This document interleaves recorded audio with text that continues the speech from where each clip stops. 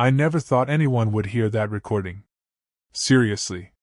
It was supposed to stay buried in some dead hard drive along with 100 other mistakes I made in my 20s.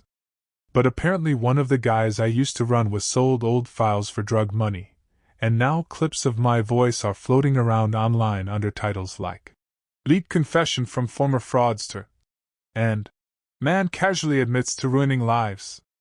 Cool. So before strangers twist the story into something cleaner or uglier than it really was, I guess I should tell it myself. My name's William. I'm 38 now, divorced, soberish depending on the week, and trying very hard to live like a normal person. But for almost 10 years, I made money by lying to people professionally. Not street scams. Not fake lottery emails from Nigeria. I'm talking organized financial manipulation. Small enough to stay invisible, big enough to destroy people quietly. The crime I'm about to talk about happened in 2014. It started with desperation, which I know sounds cliché. Every criminal says that like it magically excuses things. It doesn't. But context matters. At the time, I was drowning. Gambling debt. Credit cards maxed out. My mother's medical bills stacked on my kitchen counter like a second rent payment. I was working at a logistics company making barely enough to survive, and every day felt like someone tightening wire around my throat one click at a time. Then I met Adrian. You ever meet someone who makes bad things sound intelligent? That was him. Calm voice. Expensive watch. The kind of guy who never sweats even when everyone else is panicking. Adrian didn't call himself a criminal. He called himself an opportunist. Said the world was already built on scams, banks, corporations, insurance companies, and we were just smart enough to play the same game. I wanted to believe him because believing him made me feel less pathetic. The first time he pitched the idea to me, we were sitting in this nearly empty bar off Route 17. Rain hitting the windows. Hockey game playing silently overhead. He slid a folder across the table like we were in some cheap mafia movie. Inside were employee records. Names. Payroll IDs. Banking information. I remember laughing because I genuinely thought it was fake. It wasn't. Adrian explained that a friend of his worked IT support for a regional shipping contractor. Their payroll system was ancient. Vulnerable. Easy to manipulate if you knew what you were doing. The plan was simple: create ghost adjustments, inside payroll routing data. Tiny percentage diversions from dozens of employee paychecks into temporary accounts we controlled. Nobody notices $20 missing. Especially not people living paycheck to paycheck. That line stayed with me. I should have walked away right there. Honestly, I almost did. I even told him no that first night. Went home. Sat in my apartment staring at overdue notices until sunrise. Then debt collectors started calling my mother directly. That changed something in me. 3 days later, I called Adrian back. That phone call was the real crime, by the way. Everything after that was just momentum. The moment I agreed to help Adrian, things became disturbingly real. Up until then, I could still pretend it was hypothetical, just talk between two frustrated men drinking whiskey in a half-empty bar. But once he invited me to his apartment to go over logistics, I crossed some invisible line in my head. I remember noticing stupid details that night. The smell of burnt coffee, the ticking wall clock, the fact that Adrian organized stolen documents in color-coded folders like some office manager. That scared me more than the crime itself. He already had access credentials from the IT contractor. My job was smaller, at least initially.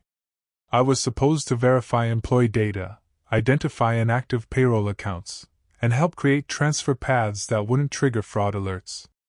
Adrian explained everything patiently, almost academically, which somehow made it worse.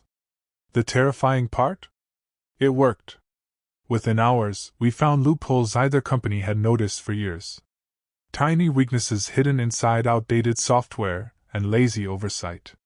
Seeing that system crack open so easily gave me a rush I still hate admitting I enjoyed. What messed me up early on was how easy it became to justify everything. Adrian had this talent for reframing ugly things into something almost philosophical. He kept saying corporations stole from workers every day through underpayment, insurance loopholes, impossible healthcare costs, so what we were doing was balancing the scale. Looking back, I know that was garbage, but at the time it landed perfectly because I needed an excuse more than money. The first transfers were tiny. $11 here. $18 there. Random cents added to make the deductions look like tax fluctuations or payroll corrections. We spread everything across dozens of accounts so no single employee lost enough to immediately complain. Adrian called it death by invisibility. I still remember watching the first successful transfer hit one of our temporary accounts. My heart was pounding so hard I thought I'd throw up. But nothing happened. No alarms. No police. No angry phone calls. That silence changed me more than the money did. Once you realize a system can be manipulated without consequences, your brain starts rewriting its own moral boundaries in real time. For about 3 weeks, everything stayed controlled. Too controlled, honestly. That's what made us reckless. The money kept moving in small amounts, and nobody noticed.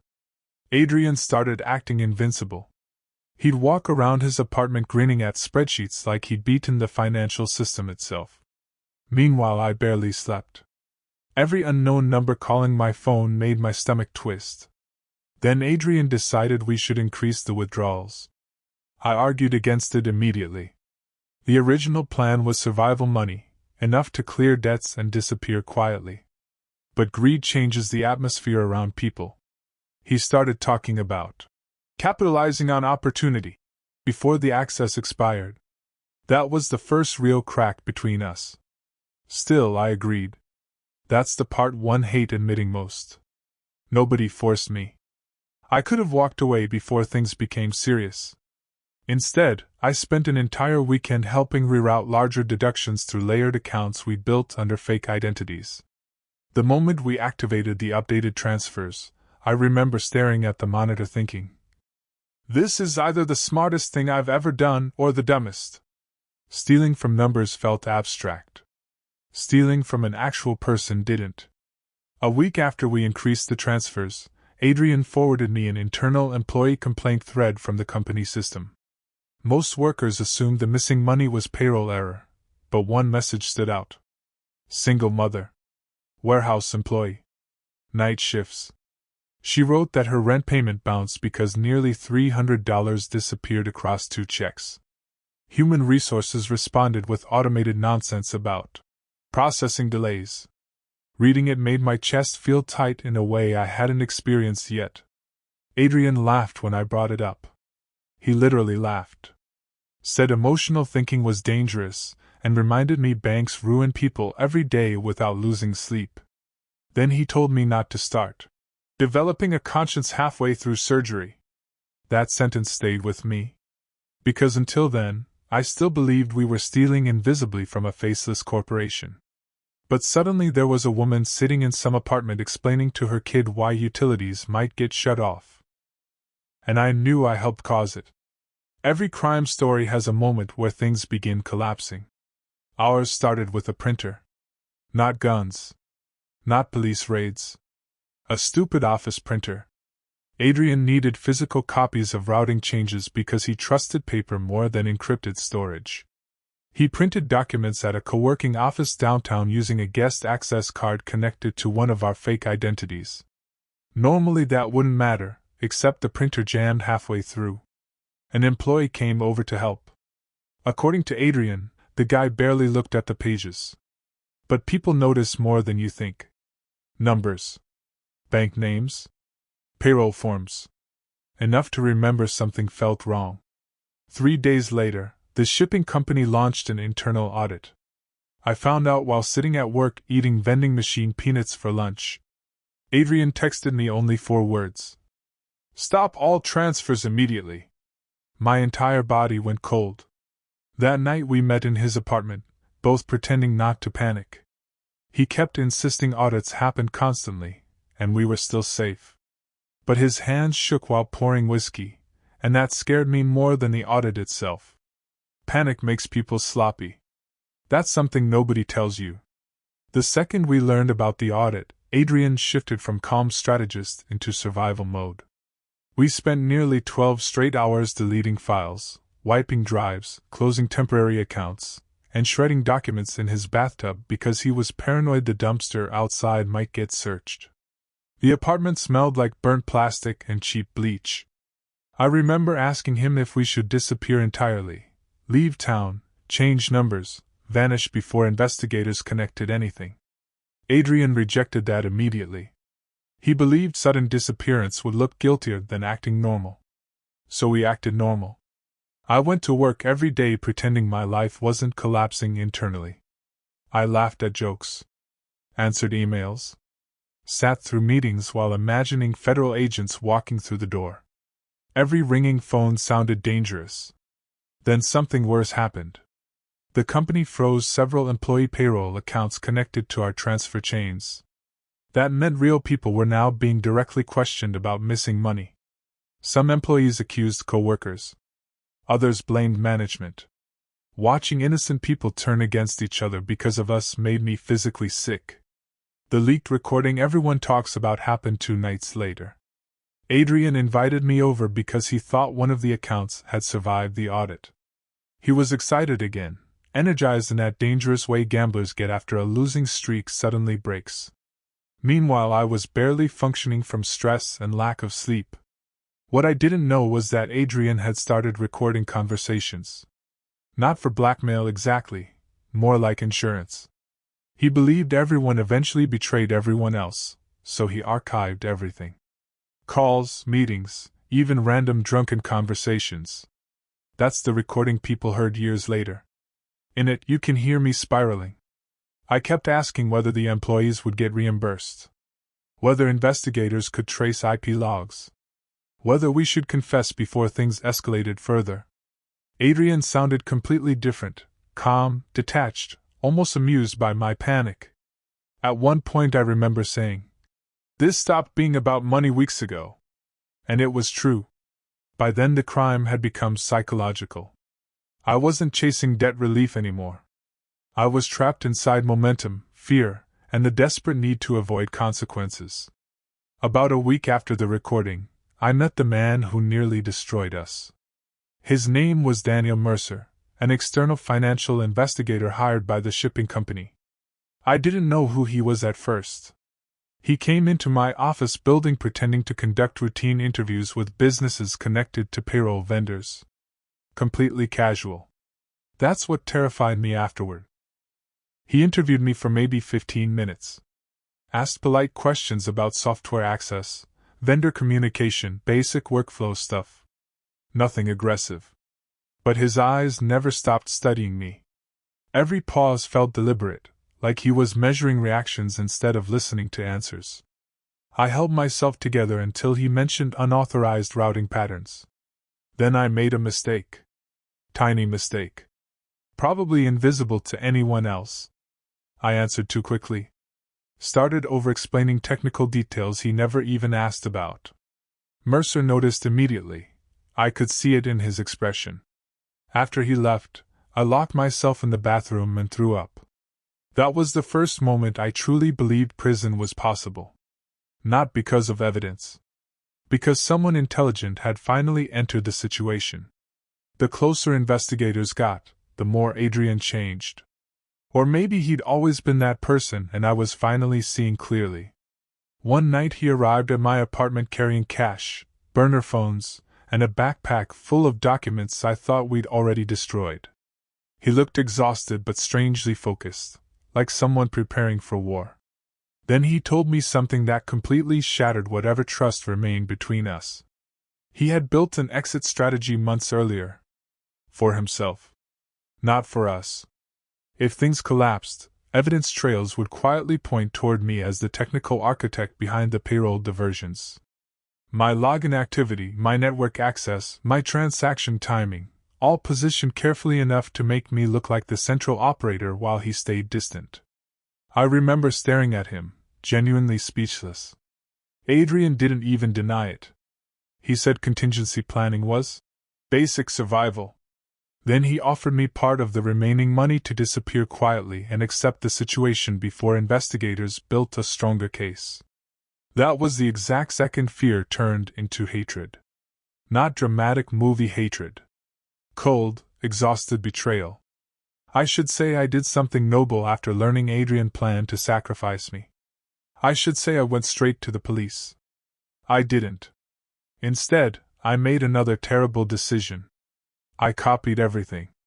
Every backup Adrian kept. Account numbers, recordings, transfer logs, hidden spreadsheets, fake identity scans, all of it. If he intended to bury me alone, I wanted leverage strong enough to destroy him too. Looking back, that's the ugliest part of this whole story. Even after realizing how far things had gone, my instinct wasn't redemption. It was retaliation. I accessed his apartment, while he was meeting one of the account handlers downtown. He trusted me enough to leave spare keys hidden inside a maintenance panel near the elevator. Arrogant people always believe they control every variable. Inside, the apartment felt different now. Colder somehow.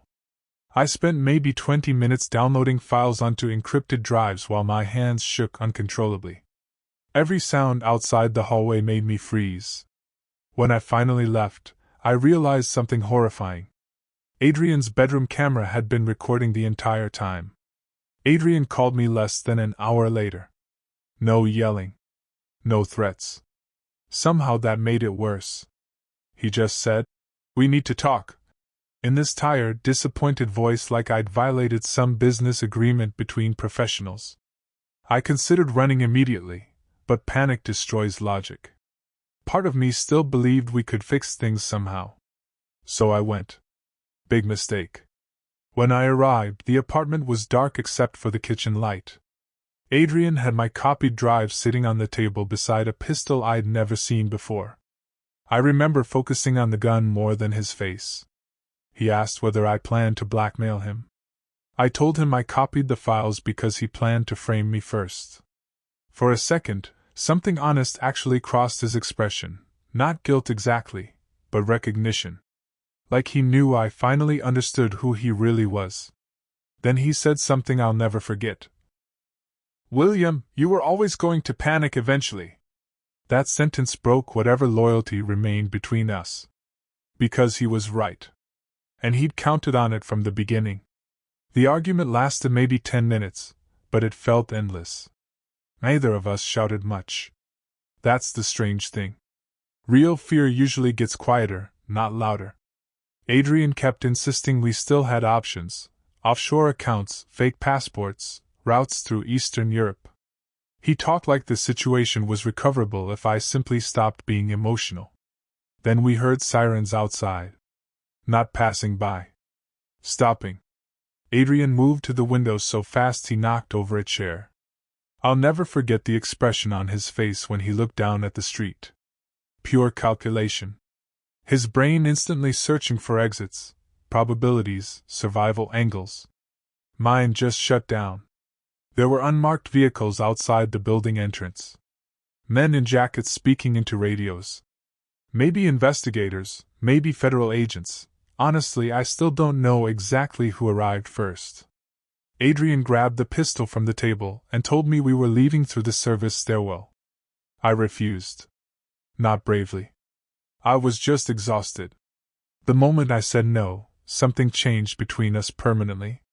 For the first time, I think Adrian realized I might become more dangerous cooperating than running. People online always assumed the ending was dramatic. Shootouts. Arrests. Car chases. Reality was uglier and smaller. Adrian left through the stairwell alone. Before disappearing, he wiped the pistol clean and tossed it onto the couch beside me like some final insult. Then he was gone. Just gone. No goodbye. No speech. Meanwhile, I sat at that kitchen table completely numb while investigators pounded on the apartment door. I confessed almost immediately. Not out of morality. I need to be honest about that. I confessed because my nervous system basically collapsed. Weeks of paranoia, guilt, and fear finally caught up with me all at once.